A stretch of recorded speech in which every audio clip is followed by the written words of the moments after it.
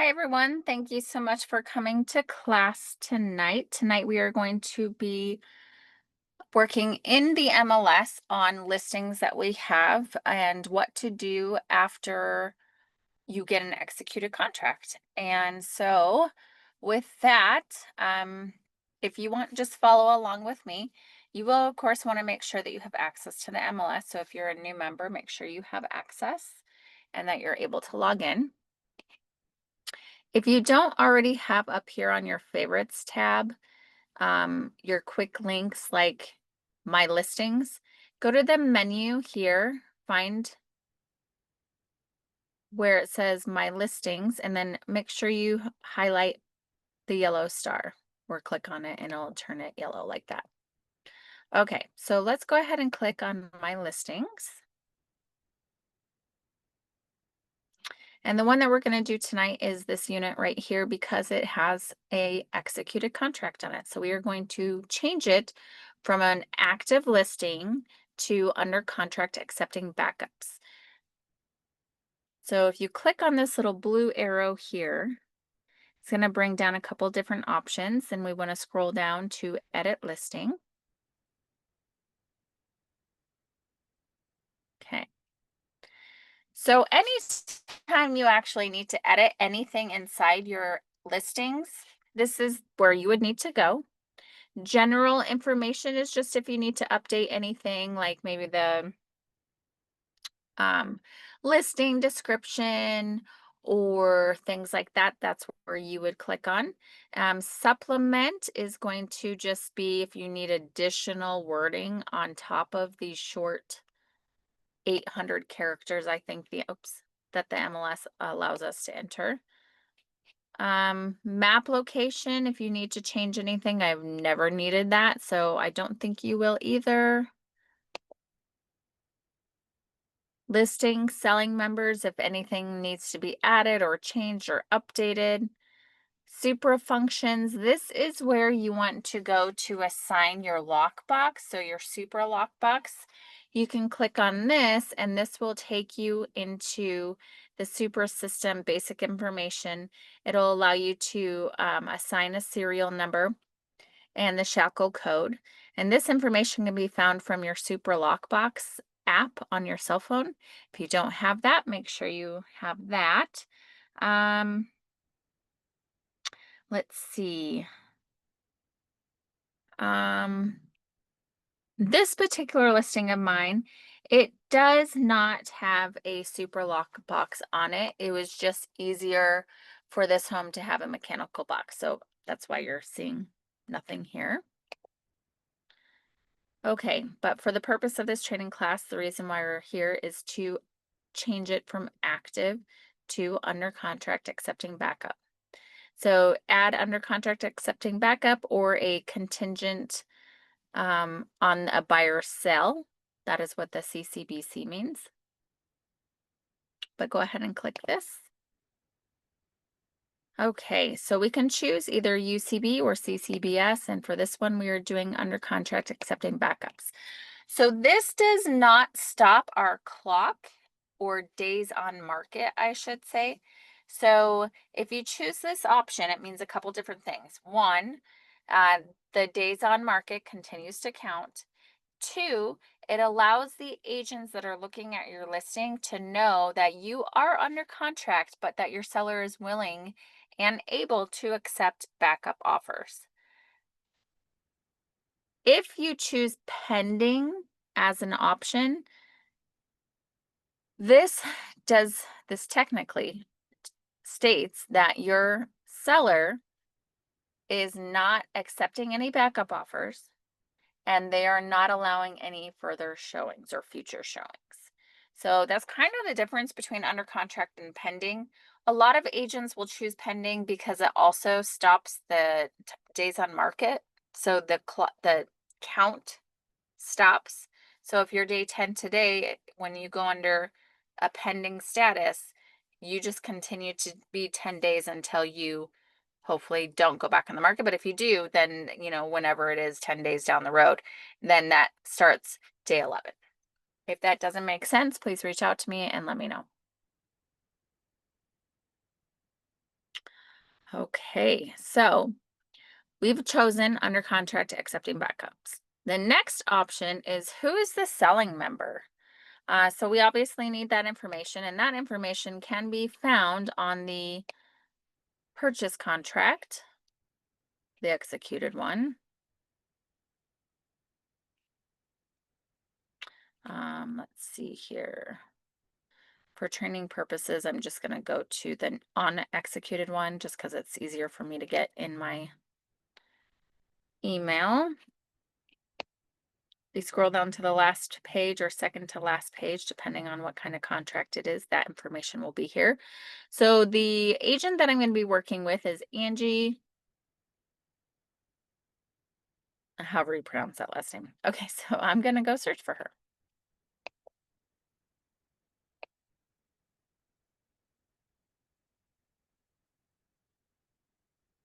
There she is. Okay, so that's who I'm going to be working with. If they're on a team and there's a second agent listed, they would be the co-selling member. I don't have one, so I'm going to leave it blank. Notice these little red asterisks here. That just means that it does need to be filled out. This one doesn't have it, so I can skip it. Okay, so pending contract date. So that means when was it fully executed? If there's an original offer and then there's days going back and forth on counter offers, it is the last date it was signed on the counter offer. So whenever the last party signed the counter offer is the date of the contract. Otherwise, it's when the original contract was negotiated and executed by both parties. So in this case, it was just accepted the day that we received it. So today is the date of the day we went under contract. When is it going to close? Again, you need to go back to the original offer, or the executed offer, I should say, to say, okay, when did they put the close of escrow? So I am just looking through this. I want to say it was September 12th. Yes, close of escrow. Now you might be wondering, like, hey, that doesn't look like the normal AAR residential purchase contract. Well, you are correct. This is a mobile home contract, so it's a little bit different. So if you're not familiar with the mobile home contract, we will be reviewing one in the future. So keep a lookout for that class. But anyways, okay, back to training. Close of escrow, September 12th. Go back to my listing. Oops. Close of escrow, September 12th. Okay, if any of you are like me, I don't like to do Friday closings. However, this is a cash deal, so there's not any financing or anything like that. So, closing on a Friday or a Monday isn't too big of a hiccup um, because there's no financing needed. And, we're not waiting on a lender to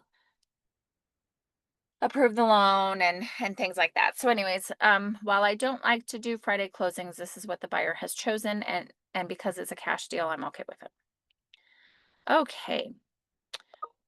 What price did we get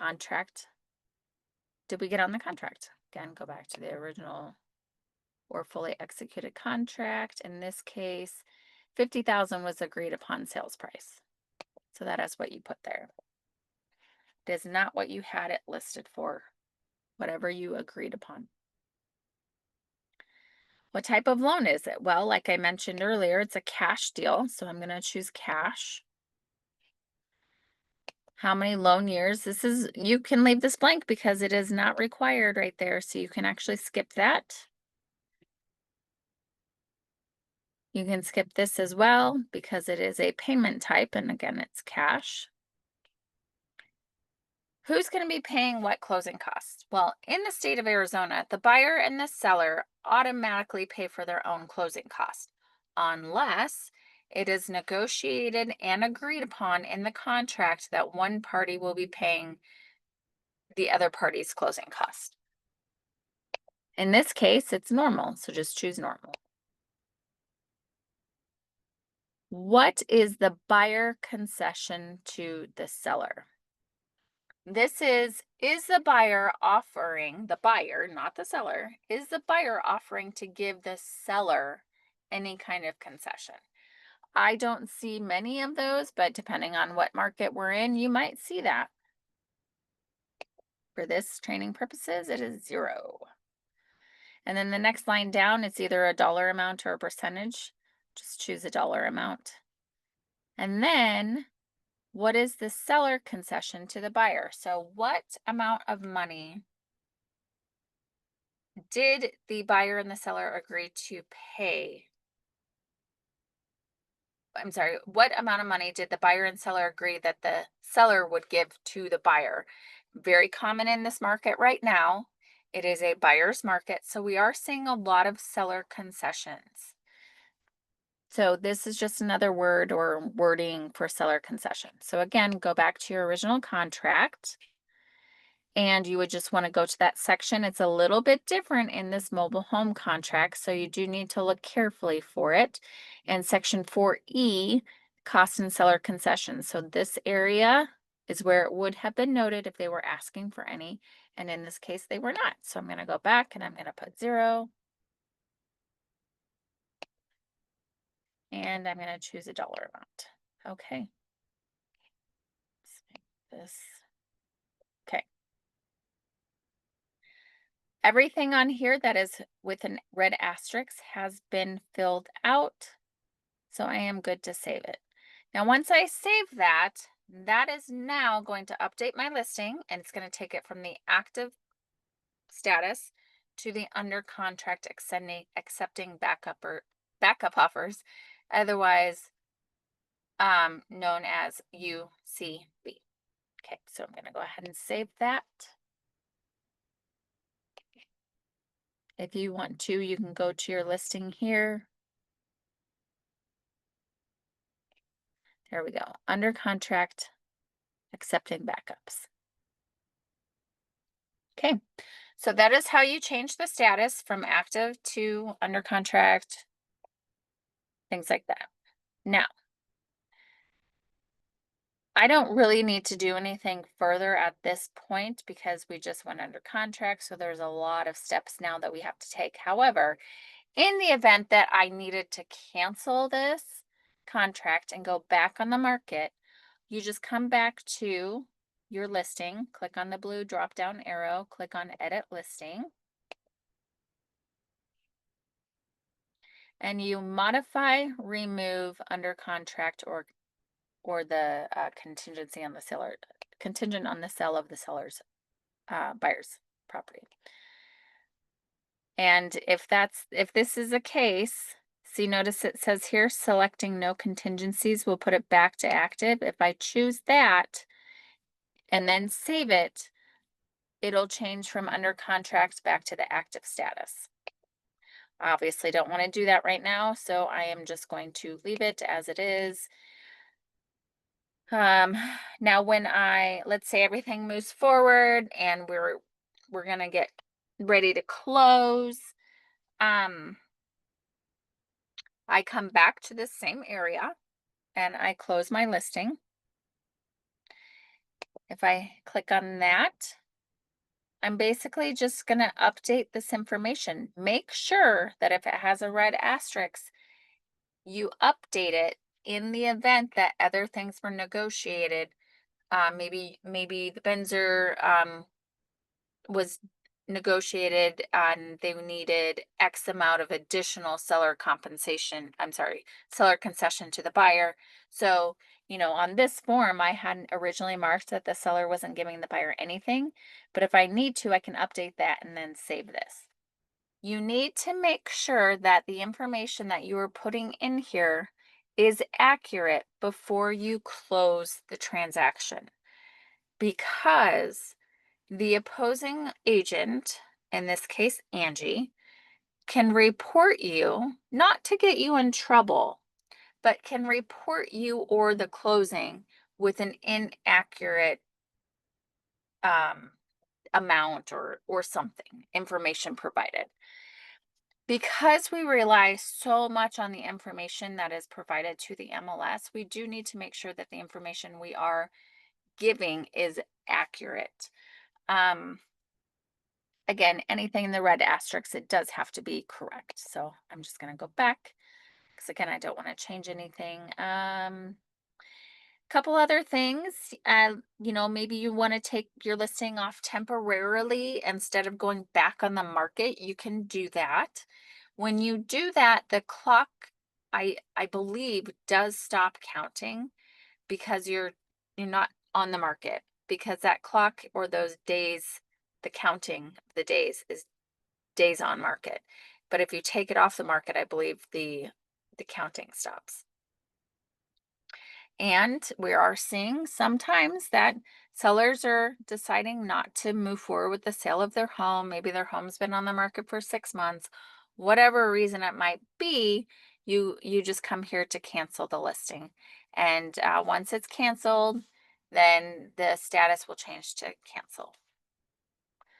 All right. Well, that is all really that I had for tonight.